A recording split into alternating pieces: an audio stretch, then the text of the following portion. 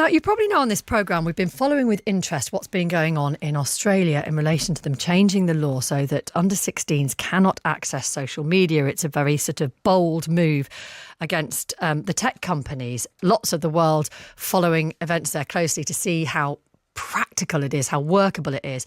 Well, it emerged this week that they'd conducted a report which found that they do believe they have the age verification techniques that will enable them to enforce this ban. A report by the UK-based age check certification scheme found that technologies using AI facial age estimation and ID checks could be used. But all of these, though, of course, have risks or shortcomings. And we can talk to Iain Corby now from the Age Verification Providers Association. Hi, Iain. Good morning. So, how much confidence can we place on the technology to identify the age of users of social media? Where are you on that at the moment? It's really not rocket science. And, if we can put a man on the moon, we can confirm your age online without you having to reveal any personal data to the website or the app that you're trying to apply to. And this trial in Australia has actually reversed the opinion of the Australian government, who said about 4 years ago that they didn't think this technology was mature enough. Well, they invested $6 million in a trial, and 48 different participants came forward, offered their technology to be independently assessed by this company, ACCS, you mentioned, based up in Stockport.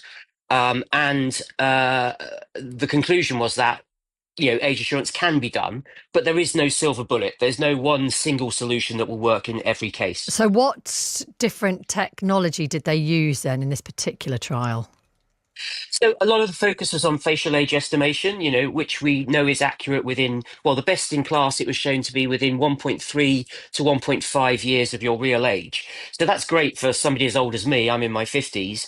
So if you estimate that I look over 16, which is going to be the minimum age they're introducing for social media down under, then there's very little chance I'm actually under 16. But it's really not going to be any good to tell that today is your 16th birthday. So for a 16-year-old, we're going to need a different solution. And that might mean, having the child tell you their age and then just confirming that is accurate against a school record or some other records held by government. So would you say that this law in Australia, which I think is coming in December, is going to be workable? It's very workable. It's also very controversial. And a lot of, I think, child rights campaigners are a bit concerned that these days for children, the internet is the way they act. Social media is how they access the internet. That's a different argument. So let's put that to one side. But the workable aspect, you say it is workable, but you're also saying that actually the age verification, the age estimation isn't enough. So therefore you have to go on providing evidence of your birthday. But we know that can be cheated. And we also know from the new laws that came in recently around accessing pornography, there was a massive rise in VPNs. So there are workarounds to all these systems, aren't there?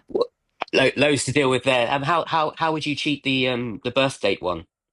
You just get somebody else. I mean, how does any teenager cheat getting into a pub at the age of 17? You get someone else's ID. Yes. So or fake ID. What we do is something called authentication, where you compare the photograph on the ID to a liveness check, i.e. taking a quick selfie at the same time. We also use very sophisticated technology to make sure we're not being fooled by even deep fakes from AI. And that was tested as part of this trial, incidentally. On the VPN question, yes, you can use a virtual private network to pretend you're outside of the jurisdiction that's imposing an age check. I would strongly recommend that people don't use free or cheap VPNs, because often they are stealing your data and logging your every move. But you could use a sophisticated VPN, and they're good security measures, so we're not against those. But a social media company knows where you are. They know who your friends are. They know when you're logging on. Do you not log on during Australian school hours? So they can then identify people who are potentially underage users in Australia and ask them to prove their age. That then is putting the onus on the tech companies, on the social media platforms to police this themselves. And I suspect they will say they don't have time or resources to do it. They can't even police the content that's on their sites, the harmful content, let alone check everyone's ages. Well, actually, I think checking the age is much easier than policing the content. Obviously, it's very hard to assess every piece of user-generated content. But the legal responsibility is going to sit with the platforms, not with the users. That's the case in Australia. I mean, bear in mind, here in the UK for the last month, we've been doing nearly 5 million checks a day for people who are accessing adult content and the really harmful stuff like advice on how to kill yourself or harm yourself or starve yourself. And that's been going very successfully now for over a month.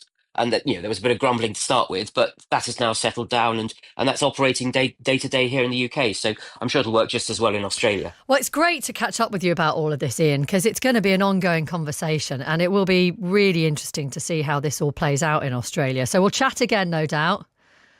I look forward to it because all we're trying to do is make the internet age aware in the same way as we are in real life. Yeah.